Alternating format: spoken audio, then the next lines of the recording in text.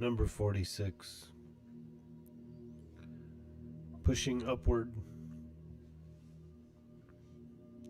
Through sincerely following the way of the sage, we attain the help of the cosmos. This hexagram has to do with the direct and immediate growth suggested by the image of pushing upward. When we grow, all those connected to us by their roots also grow.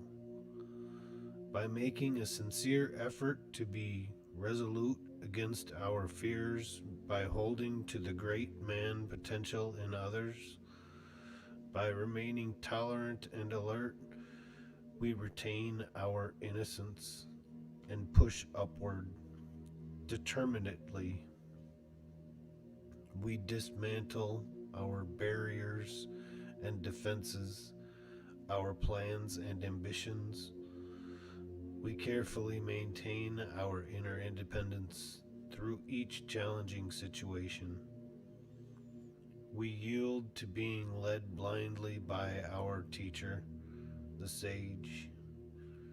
Strengthened by humility and conscientiousness, we engage the helpful powers of the cosmos.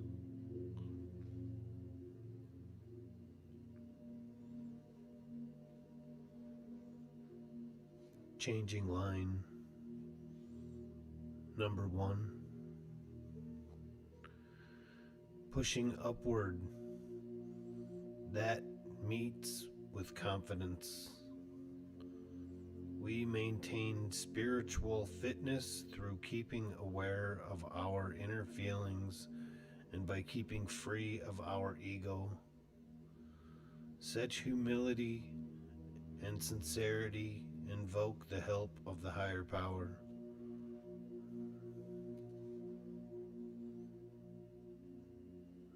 Changing line. Number 2. If one is sincere, it furthers one to bring a small offering. No blame. The strong element mentioned is ambition to achieve our goal. We desire to change entrenched habits or trends right away. This ambition interferes with our need to be patient and persevering. We have the goal in mind instead of the necessary steps at hand. We look too far ahead in anticipation of how things will be if we act or fail to act. It is best to be purposeless. In spite of these defects, and because we are fundamentally sincere in attitude, we make progress. No great harm comes of the deficiency. A small offering means that sacrificing ambition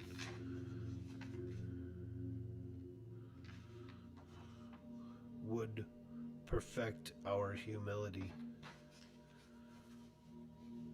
Ambition is also present when we desire to be recognized. We should not call attention to our good behavior in the hope of obligating others to do what is correct. Neither should we seek to be seen as good. We cannot create change by such means. We can rely on the power of truth to bring about change. We need not strive at all.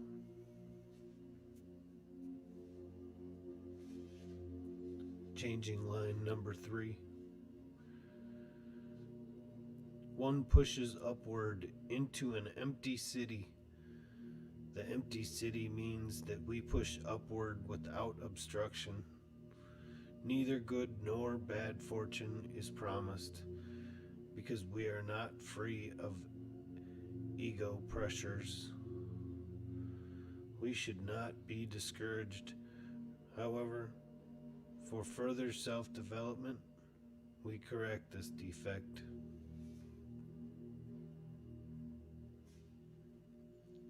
Changing line number 4. The king offers him Mount Chi. We are sincere and conscientious in our effort to correct ourselves, therefore we attain the help of the higher power. This line also confirms that our work on ourselves has established our spiritual existence.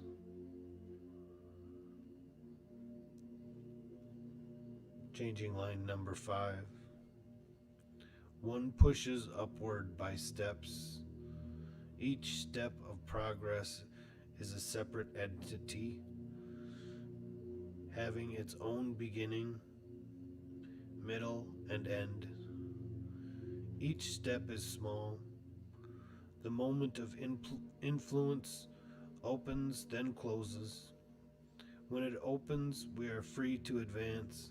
When it closes, we must disengage. We should take care not to press for progress beyond the potential of each moment. When we try to prolong or maximize this moment, striving begins. We should withdraw to renew ourselves. We need to realize that each step of progress is minuscule and unobservable. We should not seek visible changes as a measure of success.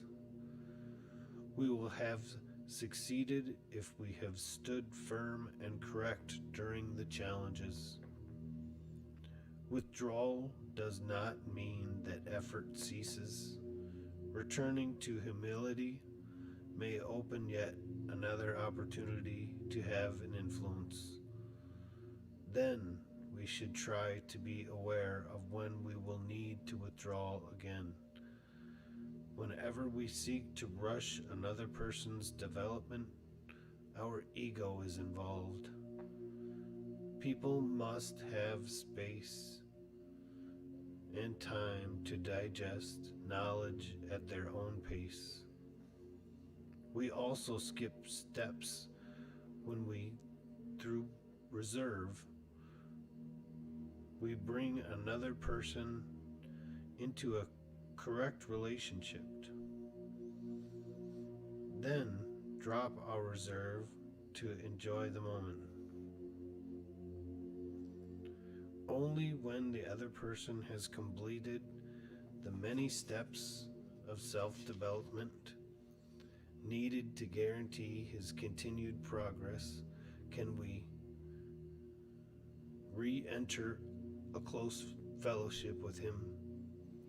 It is not enough that his improvement should occur only in response to our inner firmness. His improvements must result from his having made a firm choice to follow the good through persevering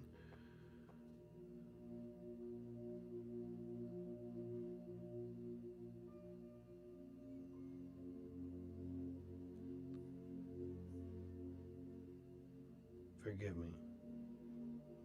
His improvements must result from his having made a firm choice to follow the good through perceiving that it is the only path to take. Until then, we must reserve. We must maintain reserve. Changing line number 6. Pushing up blindly. Each opportunity to relate to others is a creative way, occurs only during brief moments of mutual humility and receptivity. If we tune to our inner voice, we will know when these moments open. If we remain alert, we will also know when receptivity wanes, precisely when we should disengage and renew our modesty before impatience, a sense of disappointment, righteous indignation, or alienation intrude. Indeed, jeopardizing ourselves almost invariably leads to disappointment, then to injured pride, then to alienation.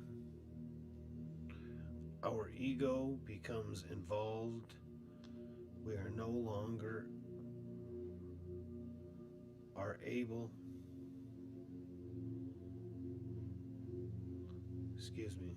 once our ego becomes involved, we no longer are able to hear our inner voice.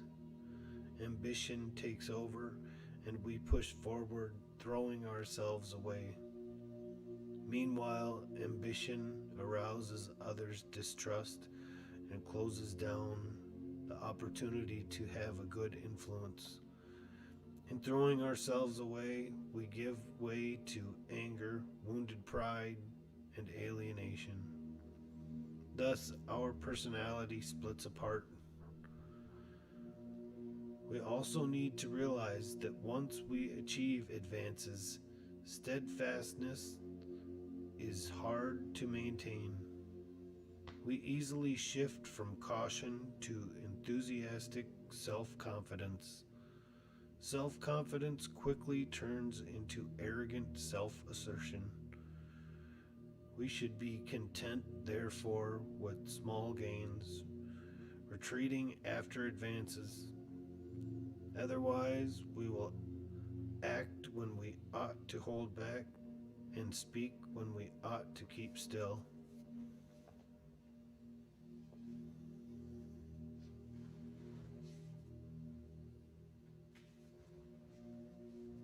That completes Hexagram 46.